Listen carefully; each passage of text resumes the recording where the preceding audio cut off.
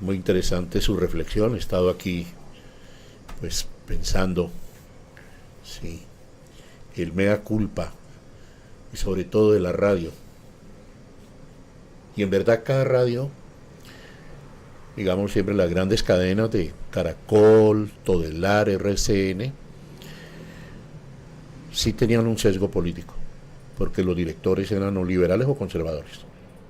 ¿Es así o no, profesor? Sí, claro, incluso hasta hace muy poco tiempo en Colombia, los periódicos tenían una especie de epígrafe en donde decía, este diario es un diario liberal y defiende los principios liberales y tal. El Tiempo, por ejemplo. El Tiempo, por ejemplo, Sí, y sí. para el caso local, El País es un periódico conservador y eso es abiertamente dicho ya. Me parece que en eso hemos evolucionado también.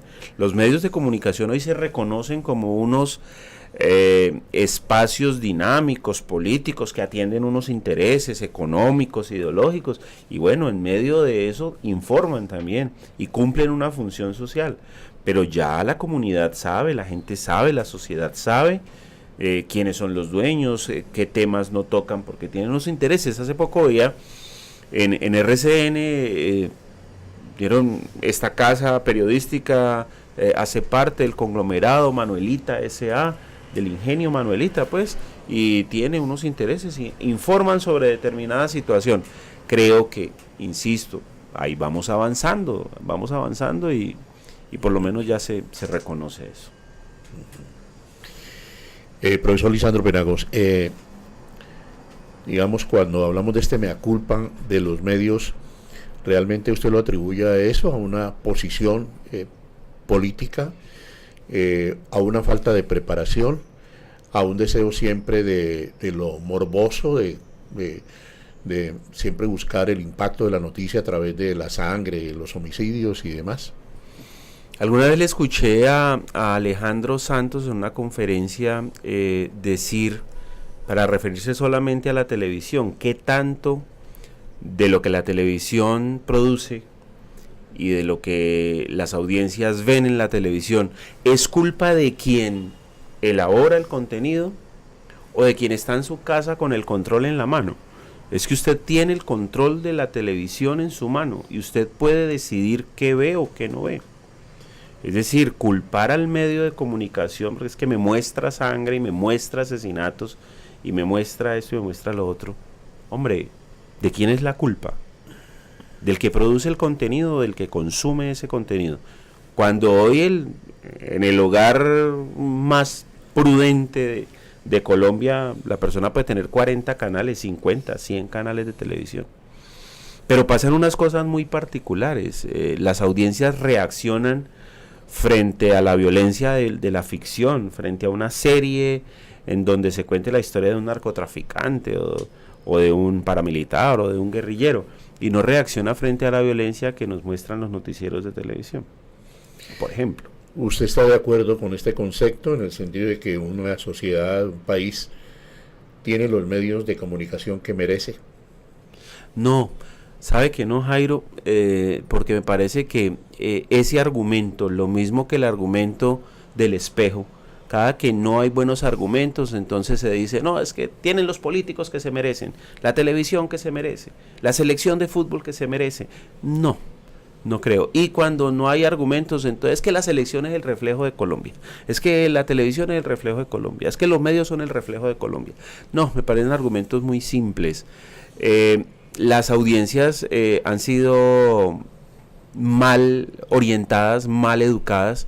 Esos tres principios de educar, entretener e informar, yo creo que el único que se cumple es el del entretenimiento, entretener a las personas en los medios de comunicación, pero poco se informa, más bien se contrainforma, se reinforma, y en cuanto a educar, pues más bien se maleduca que educar. Entonces la cuestión es mucho más compleja.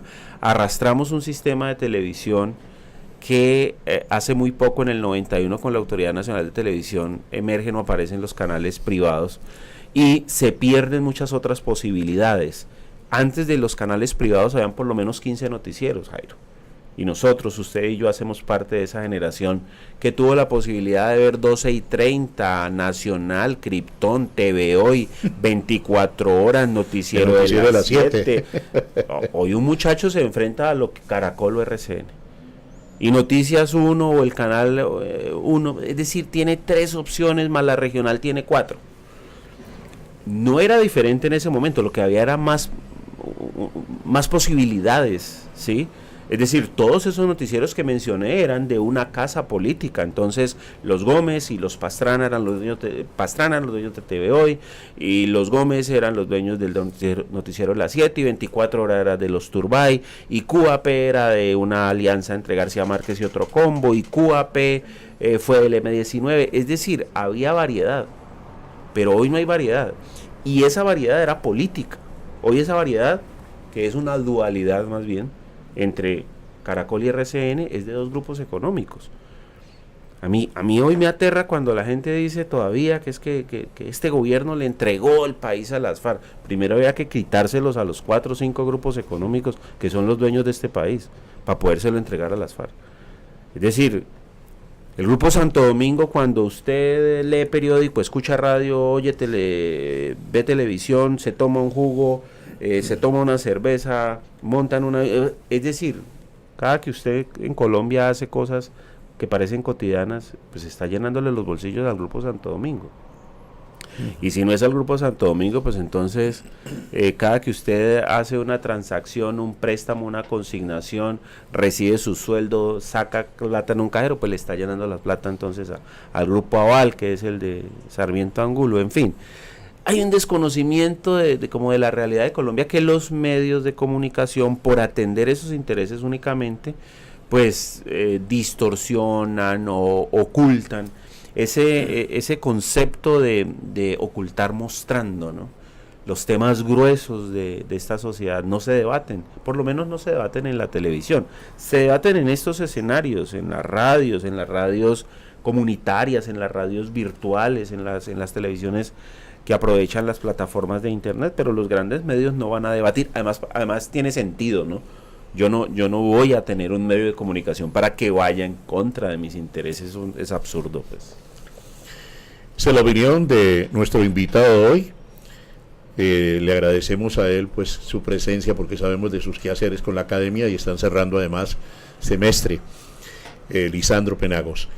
En un instante regresamos con él aquí a Corazón Pacífico, Desarrollo Humano, y a IR, Alianza Internacional de Radio, 102 emisoras online en el mundo.